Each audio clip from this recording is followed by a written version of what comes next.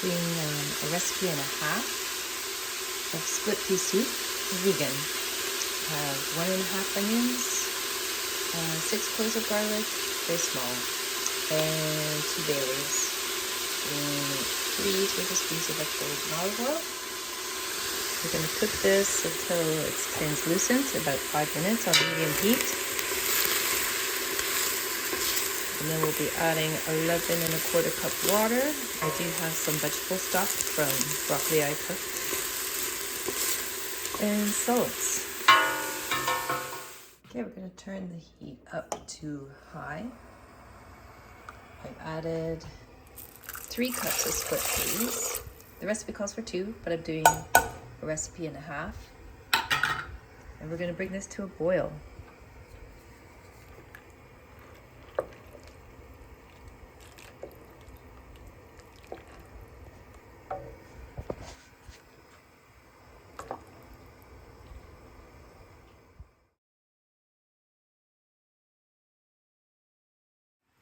Okay, now it's boiling. Give it a nice stir. Took a little while to get to a hard boil when there's this much volume. So be patient, don't be alarmed if it takes like 5 minutes to bring to a boil. Now we're going to turn down the heat to low. And we're going to set it there for 2 hours. Set your timer.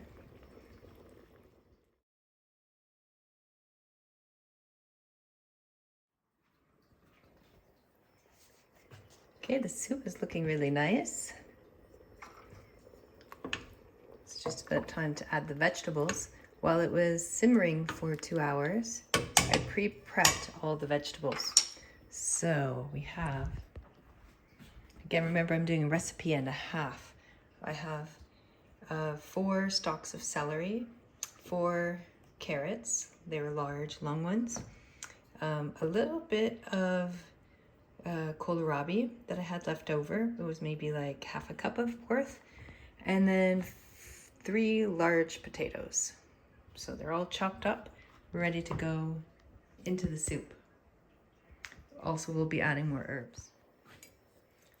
Okay, we've added all the vegetables. So notice I made sure I had a large enough pot so that it will accommodate, more than accommodate, everything that I put in here.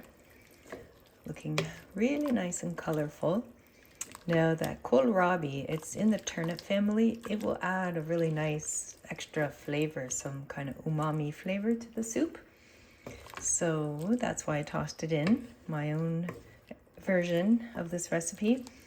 And this is going to simmer for about an hour, but we're going to add some of our herbs. Now it does call for half a cup of fresh parsley. I did not have any on hand or get any, so I'm going to use dried, but not quite that much.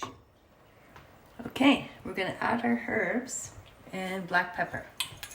So just some black pepper, originally calls for half a teaspoon. We'll put 3/4. And I'm just eyeballing it. And same amount for thyme.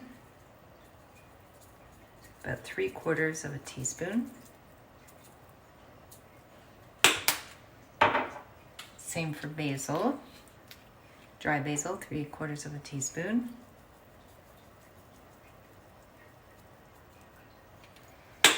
And then lastly, parsley. And again, it wanted half a cup fresh. So we'll use not that much. Dried is more potent.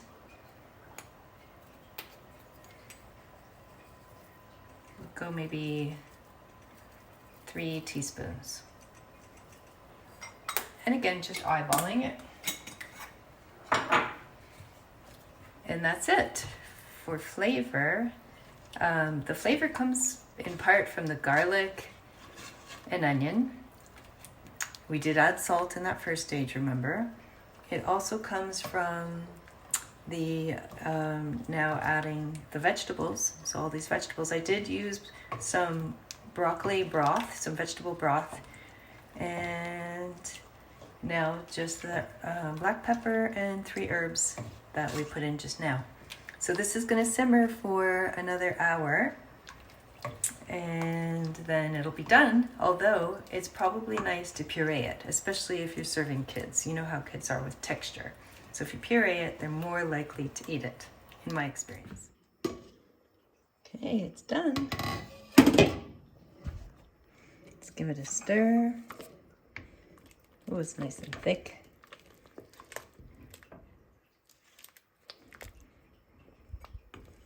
Smells divine. Next, we're going to put in an immersion blender to blend this to a puree. Make it nice and smooth. And there we have it. Pureed. Don't forget to take out the bay leaves first. Yeah. And now we have a hearty soup that lasts a few days, and you can dress it up however you like, in a bowl with little grated cheese on top, warmed up to melt in, cheddar or Parmesan. You can add some pumpkin seeds, you name it.